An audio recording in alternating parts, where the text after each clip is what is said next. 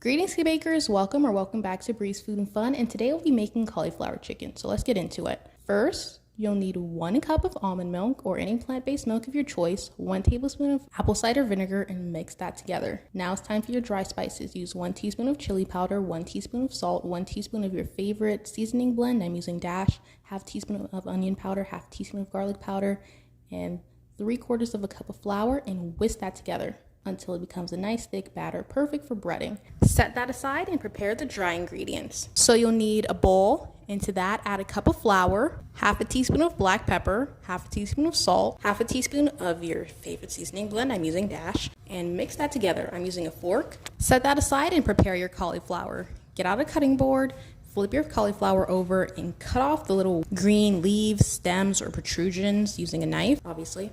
And once you're done, you'll want to remove the little center base because that'll block you from cutting out the little florets.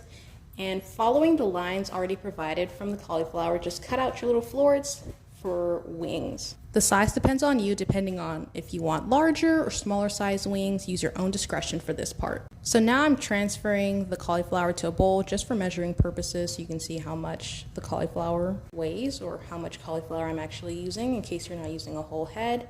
And I ended up using 1 pound and about 6 ounces, so over 1.5 pounds. And now it's time for breading. So using one hand, place the cauliflower into your flour, covered in that. Transfer it to your wet batter. Using another hand, flip it over in that, make sure it's fully coated. Bring it back to your flour mixture using the same flour hand, recover it in flour, put it aside, and continue the process. It's actually really easy. This process is called dredging. And if you wanted to use breadcrumbs, you could instead of flour at the very end, but I just use flour, it works great. And basically just continue this process for all your florets until you're done. And now for the cooking process, you could air fry it, but I'm just gonna fry these.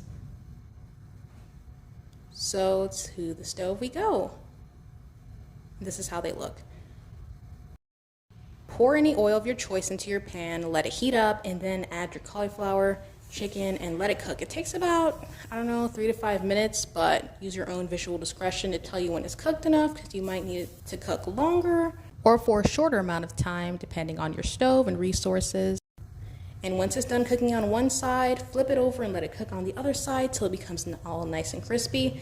As you can see me on the side adding a sheet of napkin or paper towel to my container in order to suck up the oil, and remove your cauliflower chicken from your pot.